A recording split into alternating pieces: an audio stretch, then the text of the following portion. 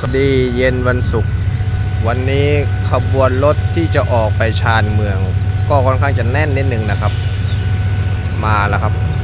อันนี้น่าจะปราจีนบุรี